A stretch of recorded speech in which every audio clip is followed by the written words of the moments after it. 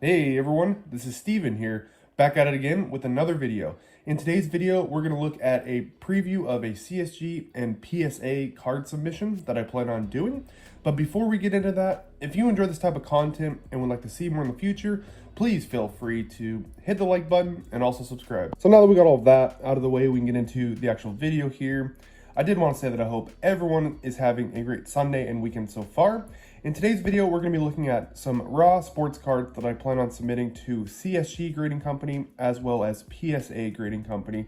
We're going to look at the individual cards, and I'm going to just walk through some of the reasonings why I'm sending some cards to both companies. So I'm going to start off with the CSG graded cards first that I plan on submitting there. Then we're going to look at the PSA cards that I plan on submitting there. This stack here on the right is for PSA, so I'm going to move that to the side for now. We'll get to that in a little bit. I'm going to start off with the CSG graded cards. So one of the main reasons why I'm doing another submission to CSG is because they recently changed their label. And with that label change, they're no longer doing subgrades, and they're currently doing an offer where if you send your cards in with the old holder, which would be right here with the old label, which is green, which also includes subgrades, you can actually have them reholder it. So this card will actually come back a 10 and it'll have the new label on it. I haven't seen or held the new label in person, so it's something that I kind of want to take a look at and just see it in person. So I do plan on sending some of my CSG graded cards to have it reholdered so I can take a look at how the new slab looks. The fee for that is $5 per card, but again, this card in particular, anything with a 9.5 is going to come back a 10. So this will come back a 10 instead of a 9.5. So pretty excited about that. But that is something I do plan on doing, is just crossing over some of these older CSG slabs and checking out the newer slabs. So I'm definitely going to do that for this 9.5 here. And again, that'll come back at 10. I'm still a little undecided what I'm going to do with some of the other cards. I have a couple 2018 Topps High Tech Ronald Acuna Jr. rookie cards. These are both numbered, but they're 8.5, so I'm not really sure if I'm going to change the slabs out because they would both come back with 8.5s. They'd just be with the new label, so I'm not sure about that. And this Juan Soto 2 is a 9. And the color, the green, I don't really mind. It kind of matches the blue here, so I'm not sure if I'm going to send this rated rookie in of Juan Soto. I want to say this one's serial numbered out of 50, so this is a pretty cool card. I'm not sure if I'll submit that one in to get a new label either. And I think these two Ichiros I'm just going to keep with the old label because they do have subgrades, which I do like, and the green matches with the color of the card for both of these. So I think I'm going to just keep these as they are in their current labels, but I think for a couple of the other ones I do plan on just sending them in and paying the reholder fee and having them send it back with a new label, especially for this one here, the 9.5.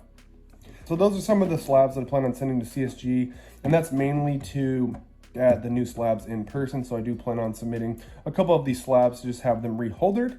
Now we can talk about some of the cards I plan on submitting to PSA.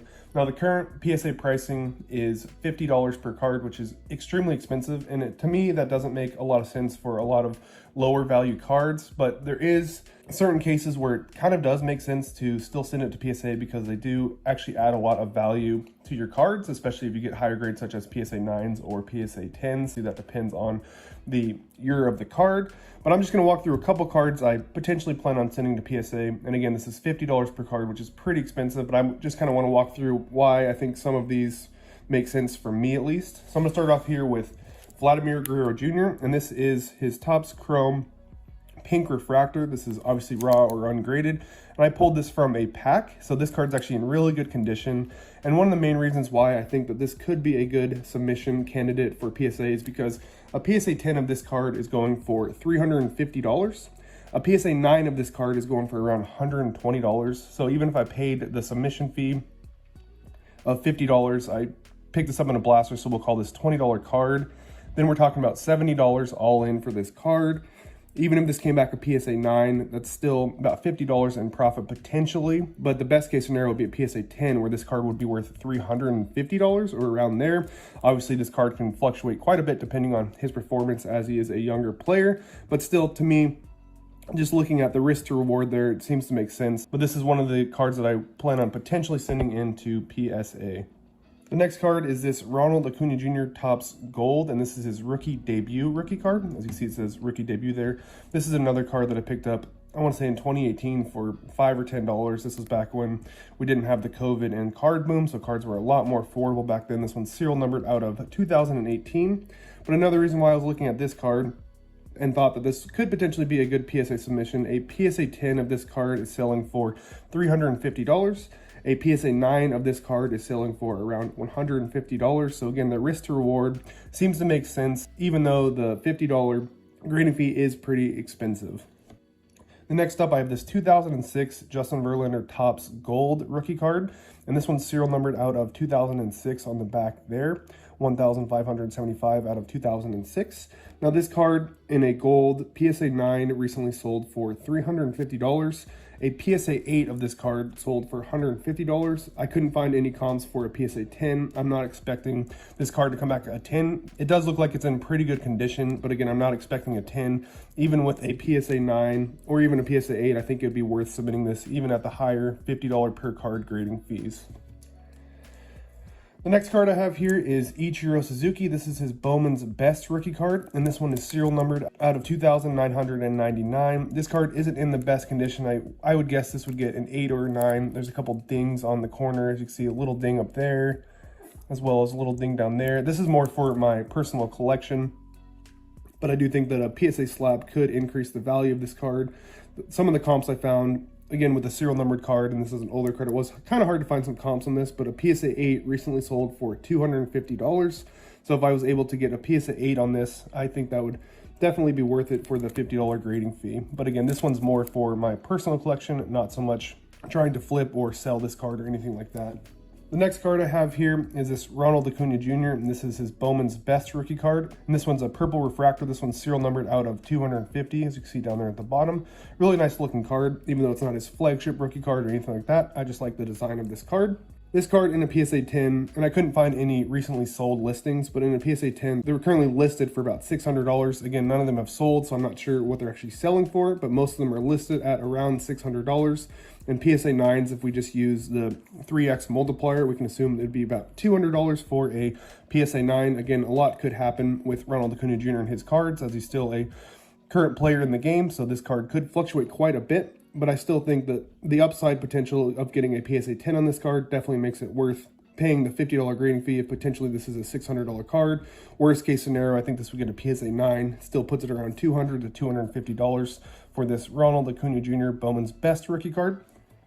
And the next card I have here is this 2001 Topps Ichiro Suzuki. This is his gold rookie card. This one's serial numbered out of 2001. You can see right there. Now this card is currently in an SGC-A for authentic. And I was looking at the card and I could not figure out why it got the A designation. I'm not sure. I trust SGC, and they obviously are a lot better at grading and looking at cards than I am. But this is another card that I just wanted to crack out of the case and submit to PSA just for another second opinion. Now, I did make the decision that I'm never going to sell this card regardless of the grade that PSA gives it, or if it comes back ungraded, I'm obviously not going to sell it. I just don't think that's the right thing to do. So I'm just always going to hold on to this card, but I thought this would be a good test experiment to see just the different grading standards between SGC as well as PSA. So I am interested to see what kind of grade PSA would give this if it does even grade it at all. And then the last card I have here is kind of an oddball card, but this is a 1957 Frank Robinson, and that is actually his rookie year. And this is a Ohio Gas card, and this was given out regionally in Ohio only at gas stations, and this was 1957. So this is a bigger card here, as you can see. As you can see by the actual case and size of the card, this is definitely bigger than the normal standard size cards that we're used to seeing today. But this card caught my eye because I was looking at PSA and there's only 169 of these graded. So I was looking online, I was actually able to find this copy raw or ungraded. This was $60. I don't think this is gonna get a very high grade or anything because there is a tape stain on the back and there's definitely some wear on the card, but this is more of me just wanting to see if this is actually authentic or not. I think that this would be really cool to add to the collection, especially if it was authentic, as there's currently only 169 of these graded in PSA in all grades. So I thought it would be pretty cool to have a Frank Robinson card from his rookie year that has such a low print run. But with all that being said, that is all of the cards I plan on submitting to CSG as well as PSA. I really hope you enjoyed today's video. I hope you found it somewhat entertaining and also informative. If you did, please feel free to hit the like button and also subscribe. Thanks, and have a good rest of your day. Bye.